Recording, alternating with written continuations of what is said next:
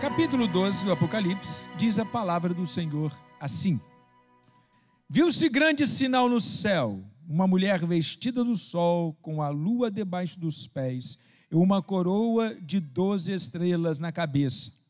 A mulher estava grávida e gritava com dores de parto, sofrendo tormentos para dar à luz. Viu-se também outro sinal no céu, e eis que um dragão grande, vermelho, com 7 cabeças e 10 chifres, e nas cabeças 7 diademas. A sua cauda arrastou a terça parte das estrelas do céu, as quais lançou para a terra. E o dragão se deteve diante da mulher, que estava para dar à luz, a fim de devorar o filho dela quando nascesse. Ela deu à luz um filho homem, que há de governar todas as nações com cetro de ferro. E o filho da mulher foi arrebatado para junto de Deus e do seu trono. A mulher, porém, fugiu para o deserto, onde Deus lhe havia preparado um lugar, para que nele a sustentem durante 1260 dias. Até esse ponto, uma palavra de oração. Deus e Pai soberano, louvamos, bendizemos e exaltamos o nome do Senhor. Então, queridos irmãos, como é muito claro, como é muito clássico do texto bíblico, é um estilo de texto muito próprio, né, do estilo oriental. No primeiro momento, se fala de tudo. Se faz uma grande resenha de tudo, e depois vem os detalhes. Exatamente o que está acontecendo aqui. No capítulo 12, até o verso de número 6, se fala de tudo. Vai falar que de tudo que vai acontecer aqui nesse capítulo, está sendo falado aqui, nesses 6 versículos que eu li. E depois virão os detalhes. Os detalhes disso aqui. É igual eu chego para você e diz assim: você não sabe o que aconteceu. Aí a pessoa: não sei o que aconteceu. Você não sabe o que aconteceu. Aí a pessoa fica naquele estado de choque assim, porque você falou, você não sabe o que aconteceu. Aí você fala assim: o fulano foi mandado embora. Meu Deus, o fulano foi mandado embora. Pronto, você já disse o que aconteceu. Fulano foi mandado embora. Aí depois você vai contar como é que foi que o fulano foi mandado embora. Entendeu? Houve uma fofoca lá na empresa, tal, que a fulana disse para Beltrano, não sei o que, tal. Isso chegou no ouvido do chefe. Aí você vai destrinchar o que aconteceu. Não é assim que as pessoas fazem? É mais ou menos para eu explicar qual é esse estilo de texto. Primeiro diz assim, diz o que aconteceu. E depois vai destrinchar. Como é que foi mesmo isso? Quais foram as fases desse evento?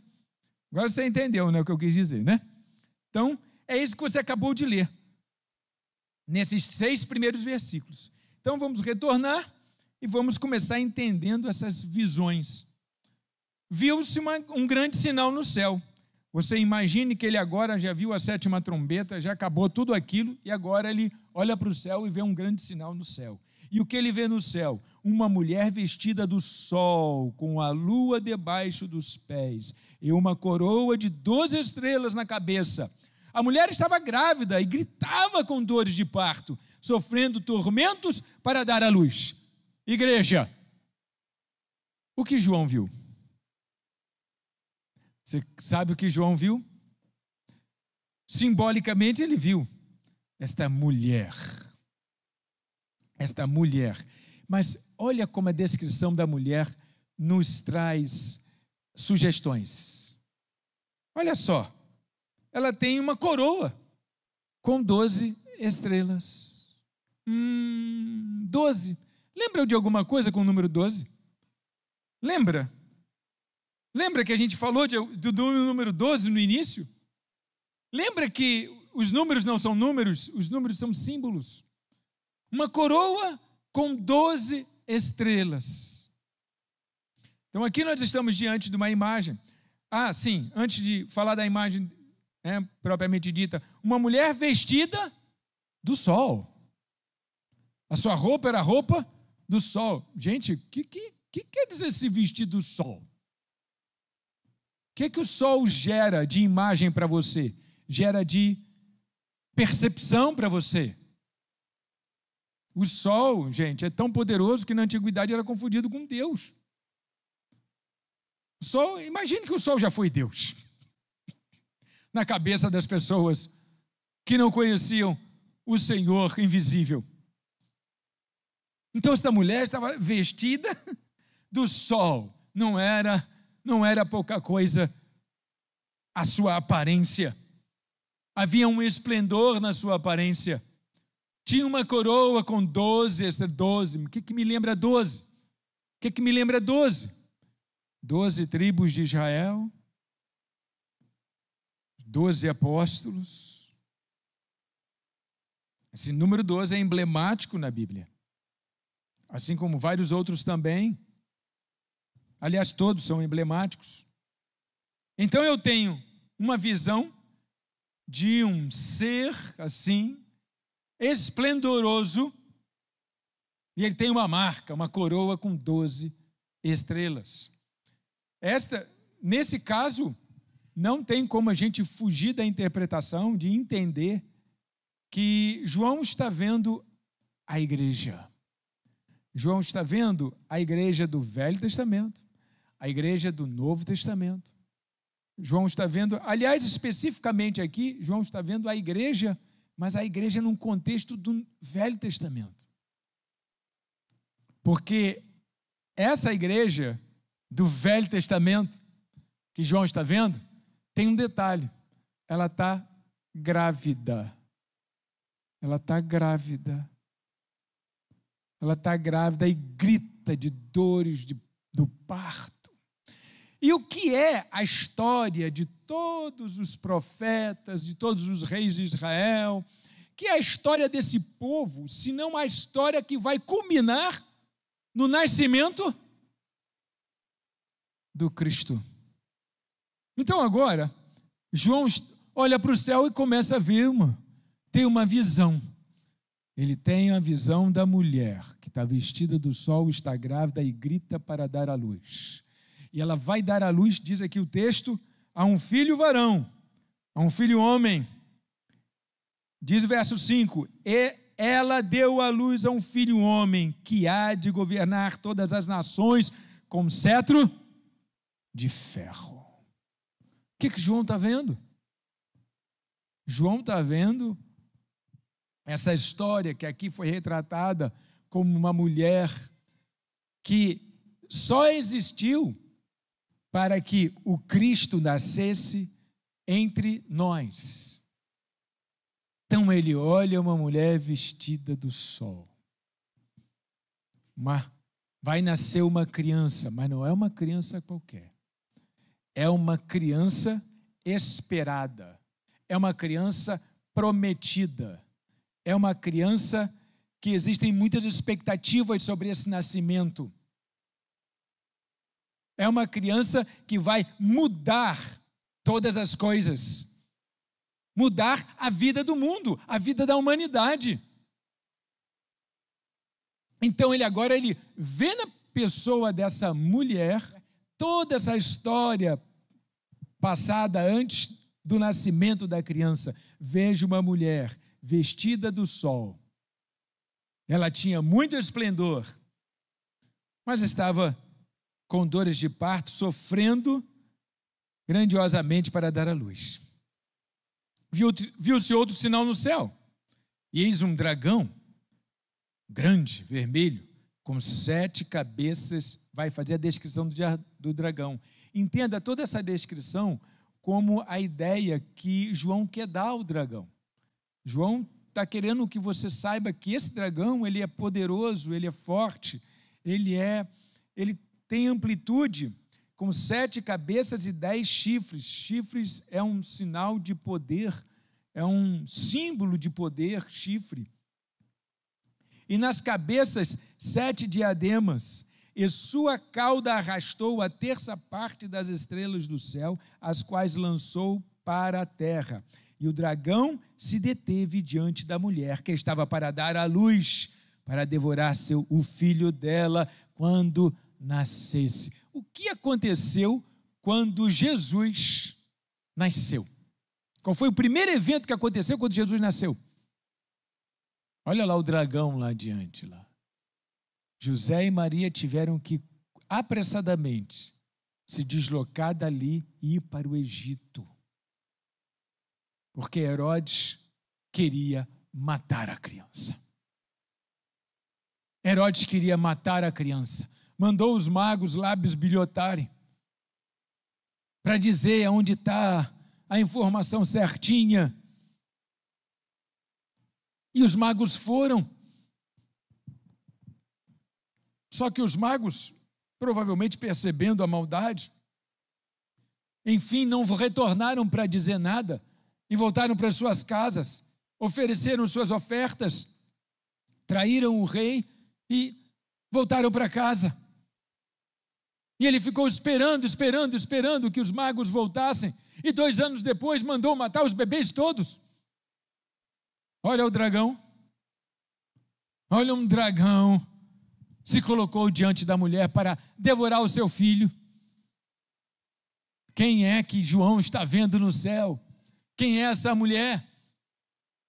O resultado de toda a história, o resultado de tudo aquilo que foi escrito.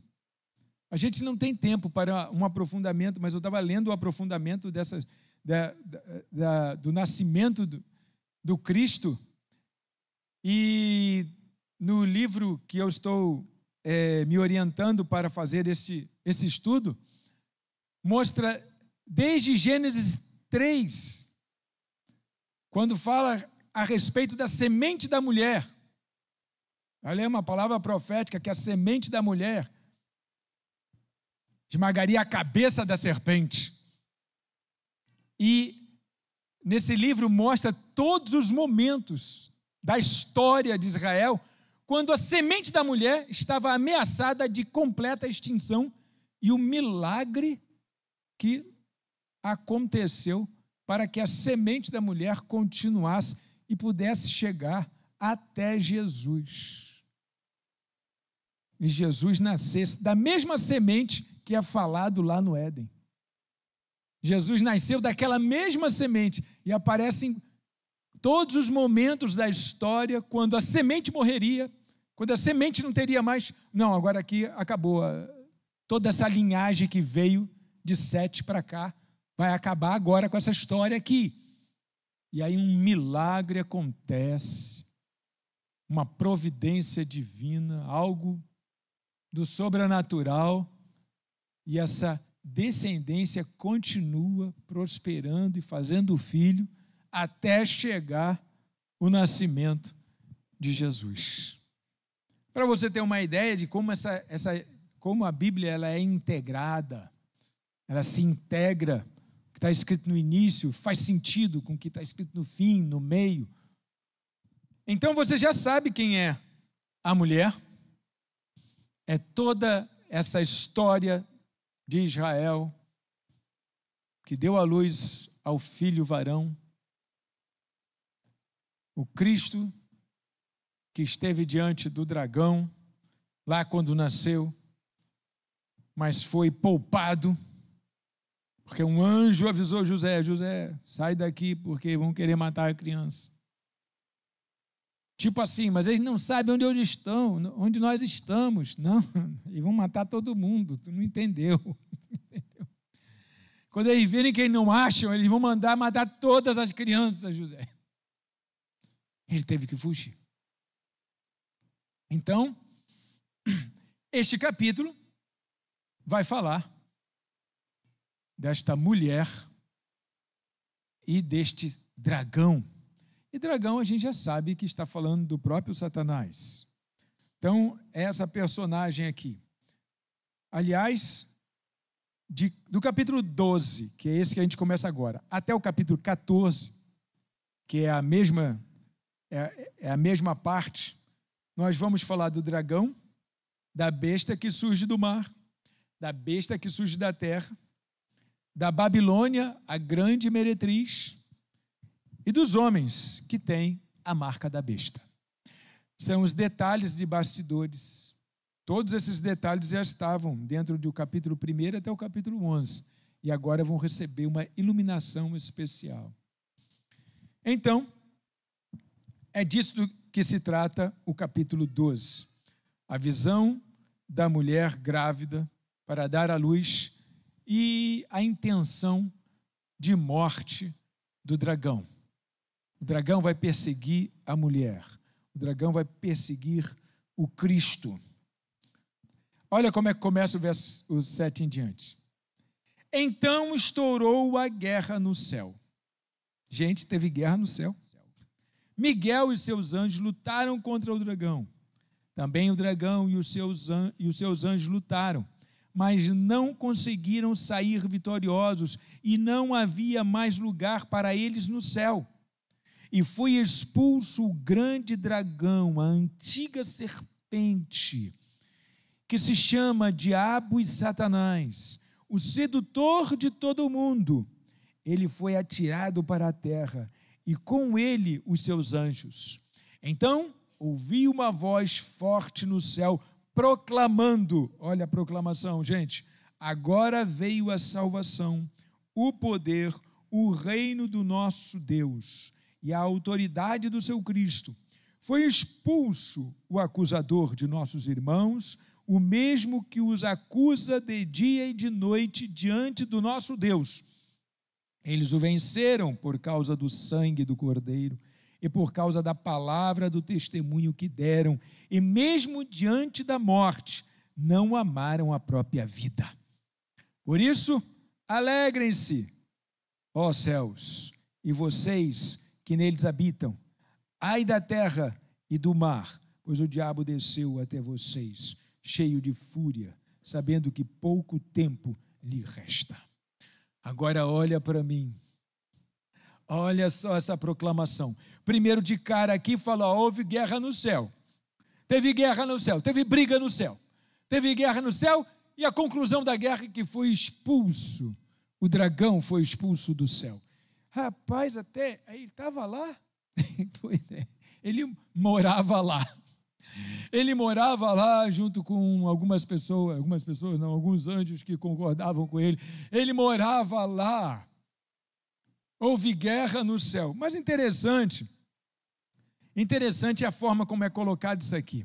Ele foi atirado para a terra e com ele os seus anjos. Então ouvi uma grande voz. Olha o que a voz disse. Irmãos, vê se não faz muito sentido. Agora veio a salvação, o poder, o reino de Deus e a autoridade do seu Cristo. Pois foi expulso o acusador dos nossos irmãos, o mesmo que os acusa de dia e de noite diante do nosso Deus. O que está querendo dizer isso para nós? Quem foi expulso do céu? Quem foi? Gente, quem foi expulso do céu foi o acusador. Nosso grande problema, o grande problema da humanidade qual era? Que havia uma acusação diante da humanidade. Havia uma acusação diante de Deus sobre a humanidade. Havia uma acusação. E o que é que fez com que essa acusação perdesse o efeito? O que é que fez com que essa acusação não tivesse mais valor? Agora veio a salvação, o poder, o reino do nosso Deus e a autoridade do seu Cristo, pois foi expulso o acusador dos nossos irmãos, o mesmo que os acusa de dia e de noite diante de Deus. Eles o venceram por causa do sangue do Cordeiro e por causa da palavra do testemunho que deram, e mesmo diante da morte, não amaram a própria vida. Rapaz, olha como faz sentido com toda a história que nós conhecemos. Olha como faz sentido.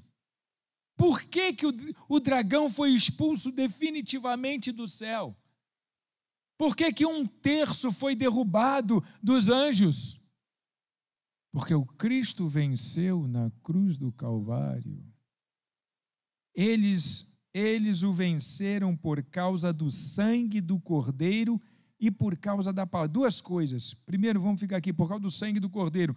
O sacrifício do Cristo foi suficiente para que a acusação ela não tivesse mais nenhum valor diante do Senhor. É o que está escrito, é o que João está dizendo, é o que João está vendo. João está dizendo como é que aconteceu aquela cena lá no céu. Olha, não existe mais valor na acusação, porque o Cordeiro venceu na cruz e por causa da palavra do testemunho que deram, e mesmo diante da morte, não amaram a própria vida. Gente, duas coisas, tá? Duas coisas. Primeiro,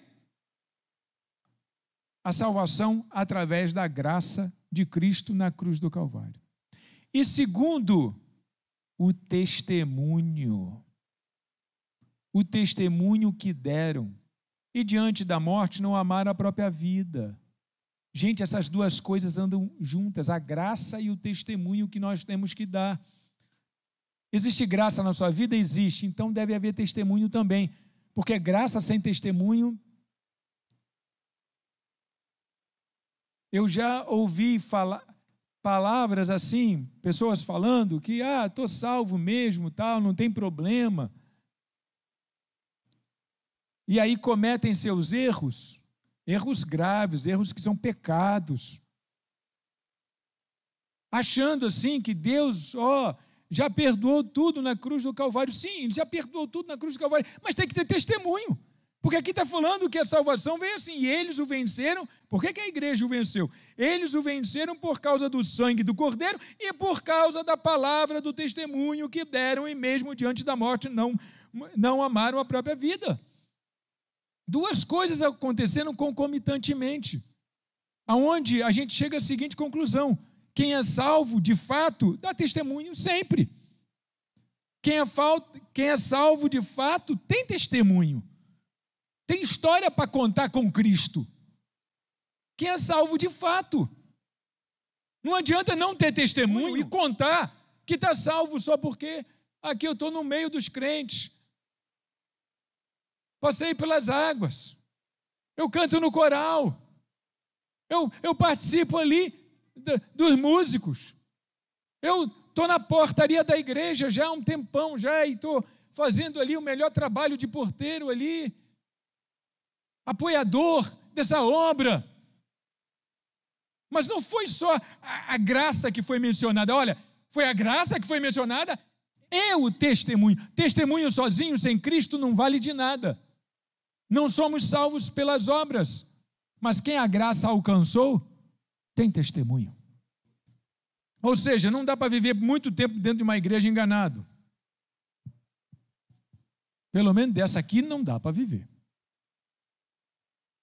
Porque eu estou dizendo, eu estou apresentando aqui, tem que ter testemunho. Porque foi isso que João viu no céu. João viu. Agora a salvação veio, o poder de Deus e etc. Eles o venceram por causa do sangue do Cordeiro e por causa da palavra, do testemunho que deram, mesmo diante da morte, não amaram a própria vida.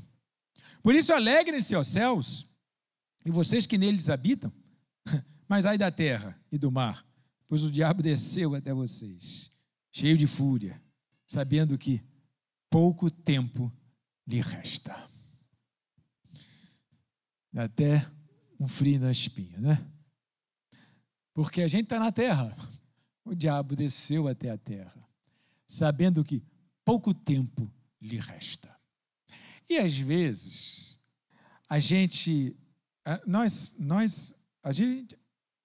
vamos ser verdadeiros, né? A gente dá uma fantasiada às vezes em muitas coisas, de que o diabo veio, né, por intermédio, sei lá, de um acontecimento infeliz que ocorreu, de uma tragédia, de um assalto, de um acidente de carro, de um evento maligno qualquer, que a gente declara assim, mas sabe que não é assim exatamente.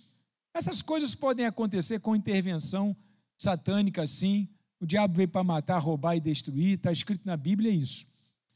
Mas essa não é a principal arma, irmãos.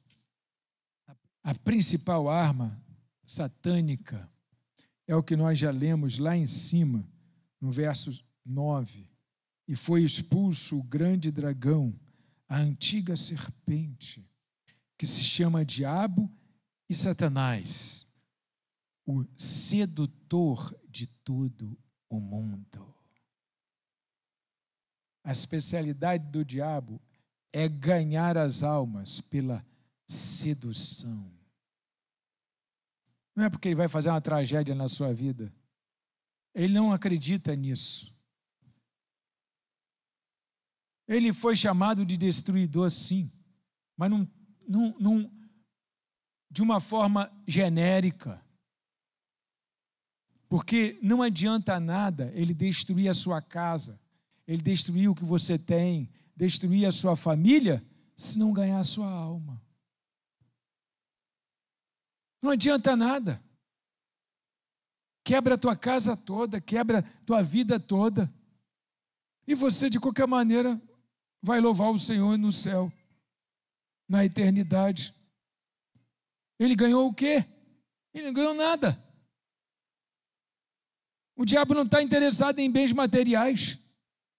Por isso que ele dá para os outros os bens materiais. Por isso que fulano, eu vou te fazer você ficar rico. Quantas pessoas querem ficar ricos e fazem um trabalho espírita dentro do contexto do espiritismo para ficar rico, para melhorar de vida? Quase todo mundo, eu tive dentro desse contexto aí. Mas o diabo não trabalha assim, na cabeça dele, ele não acha que é fazendo assim que ele ganha você. O que ele acha é que seduzindo, ele ganha você. Mexendo naquilo que você gosta, mexendo nas tuas preferências, mexendo naquilo que te chateia, ele ganha você. Porque ele seduz. Daqui a pouco você vê que a pessoa está com a cabeça completamente virada. Mas o que houve? Você mudou tanto assim, meu Deus? Foi seduzido. E às vezes a sedução é através do conhecimento científico. Tem muita gente que vai estudar e fica maravilhada com o estudo e esquece o caminho da igreja porque foi estudar. E tem muita gente que ganha dinheiro. E o dinheiro modifica a vida dela.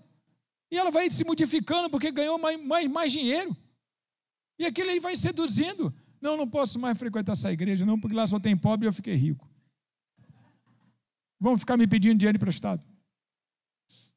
É verdade, irmãos. Tem medo que alguém lhe peça alguma coisa, olha só. Isso é cristão? É sedução, isso é uma sedução. E o Satanás está nisso. O Satanás está dentro disso. Fulano, agora você não pode mais andar nesse meio aí, não. Aí, histórias do passado, né? Que um fulano qualquer, muito famoso, se converteu, mas teve que se converter no gabinete do pastor, porque ninguém na igreja poderia saber que ele se converteu. Meu Deus do céu. Uma oportunidade para um grande testemunho. O fulano, naquela época não existia influencer, né? Mas o fulano que aparecia na televisão se converteu e podia ter feito isso em público. E podia ter pego a sua fortuna e distribuído em obras que a igreja estava fazendo. Meu Deus! Não, mas isso não foi contado com tristeza, isso foi contado com louvor, tá? Que alguém se converteu, mas teve que se converter dentro do gabinete e não podia ir ao culto. Ia a um culto especial na casa do pastor, tal, com 2, 3, 4 membros, tal. Eu falei, meu Deus, olha a sedução do dinheiro. Mas há outras seduções que vão modificando as pessoas. Vão esfriando. Eu entrei, né, para fazer essa faculdade que eu fiz, a última. Muitos jovens estavam lá. E a sedução os levou. A grande maioria da turma era evangélica. E no final, A grande maioria era mundana, fora da igreja. Conheciam a igreja, mas estavam fora dela. Por quê? Porque o conhecimento os seduziu. Foram ler lá um monte de filósofo furado, que tinha um conhecimento limitado pela sua própria humanidade, porque todo conhecimento é limitado pela humanidade. E aí falavam coisas que ficaram na história e foram consagradas, frases que ficaram consagradas. Você quer ver uma frase que ficou consagrada na história? Descartes. A maioria conhece Descartes pela única frase que conhecem de Descartes: penso, logo existo. E isso aí deu rumo a muitas teorias sociais. Só que árvore existe e não pensa.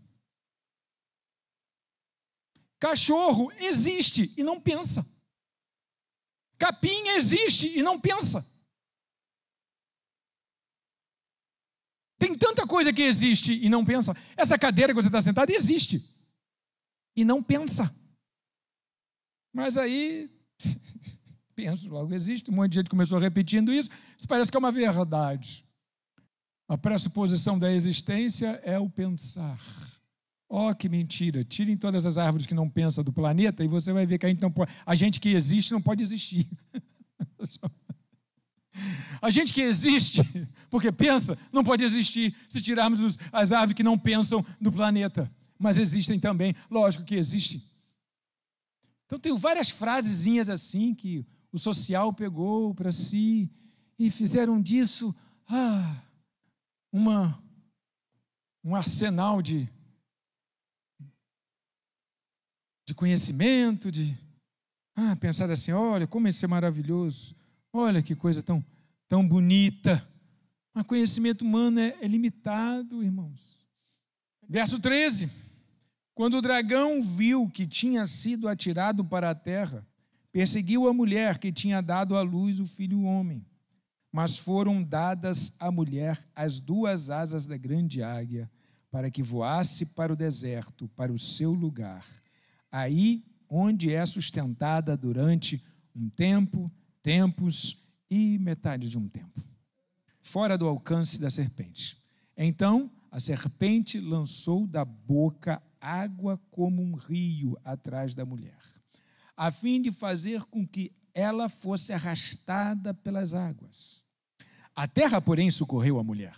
Abriu a sua boca e engoliu o rio que o dragão tinha lançado de sua boca. O dragão ficou irado com a mulher e foi travar guerra com o restante da descendência dela.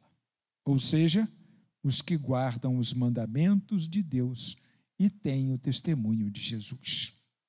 E o dragão se pôs em pé sobre a areia do mar. Então, uma vez o dragão atirado à terra, e os estudiosos olham para essa parte aqui como a parte que compreende entre a morte e a ascensão de Jesus e a segunda vinda. Esse tempo, 2 tempos e metade de um tempo é compreendido dessa forma.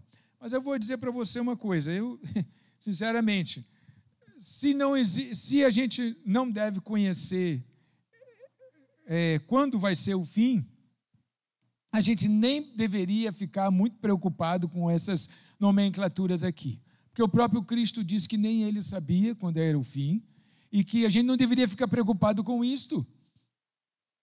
Então, tentar decifrar, né? Eu ontem fiquei lendo, li muito sobre esse negócio de 1 tempo, 2 tempos e tempos, e a metade de um tempo, que eu fiquei todo confuso. Eu falei, meu Deus do céu, que coisa maluca.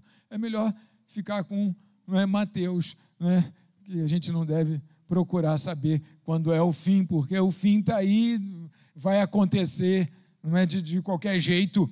Agora, o importante é eu saber o seguinte, que ao cair na terra, nós estamos em guerra. Os crentes estão em guerra. Por quê? No verso 17, o dragão ficou irado com a mulher e foi travar guerra com o restante da descendência dela. Ou seja, vamos explicar quem é a descendência. os que guardam os mandamentos de Deus e têm o testemunho de Jesus. Acabou. Os que guardam os mandamentos de Deus e os que têm o testemunho de Jesus. Foi isso aí que o dragão foi fazer. Ficou irado, caiu na terra e foi atrás da igreja. A descendência da mulher. A igreja. Quem acha que Satanás esqueceu de você porque você está vivendo uma vida tão legalzinha, esqueceu não, meu irmão. Se você pensa que ele quer destruir a sua vida, não quer não, meu irmão. Se você pensa que ele quer seduzir você, você acertou. Ele quer seduzir você. Com o quê? Com aquilo que ele puder. O que é que você gosta? Gosta de passear? Gosta de ir ao shopping? Gosta de guardar dinheiro? Gosta de quê? É com isso que ele vai seduzir você. É com isso que ele vai afastar você de Deus. Se você ficar afastado de Deus, ele ganhou a sua alma. Se ele destruir a sua casa, ele não ganhou a sua alma. Se ele destruir o seu casamento, ele não ganhou a sua alma.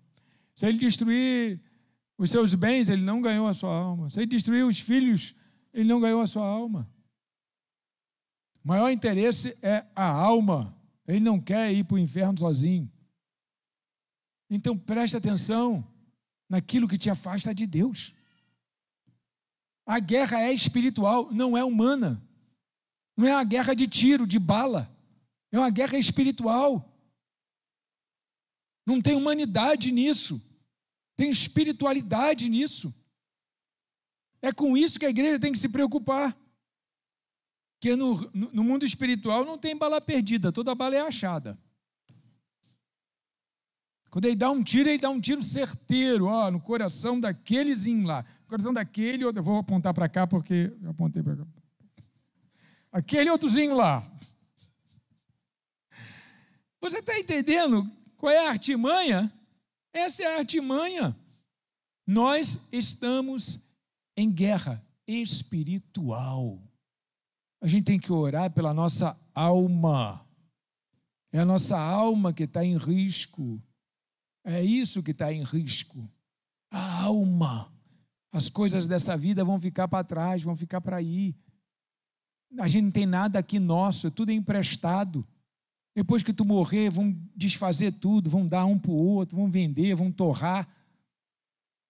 E acabou. A sua casa onde você vive, você nem sabe o que vira um comércio, vai para a mão de um filho que vende para uma outra pessoa que vai fazer um outro negócio de lá. Ou então vai ser demolido e você gosta tanto daquelas paredes. Você acha assim, meu Deus do céu, a minha casa que eu construí com tanto sacrifício. Construa uma casa com sacrifício no céu, porque lá no céu ninguém tira a casa da gente, não. Ninguém tira a casa da gente de lá. Mas daqui é emprestado. Daqui é emprestado. Tudo que nós temos é emprestado. Para a gente viver nessa vida aqui. Simples assim. Porque no céu, irmãos, na eternidade, você só vai entrar com a alma. Não tem como entrar com mais nada lá. Lá só se entra com a alma. Pastor, a alma é pelada? Não me faz pergunta que eu não sei. Pastor, mas não vai ter rua de ouro? Rua de ouro. Isso é tudo metáfora. Eu sei lá o que é essa rua de ouro. Vamos curvar a cabeça para uma palavra de oração. Deus e Pai amado, obrigado, Senhor.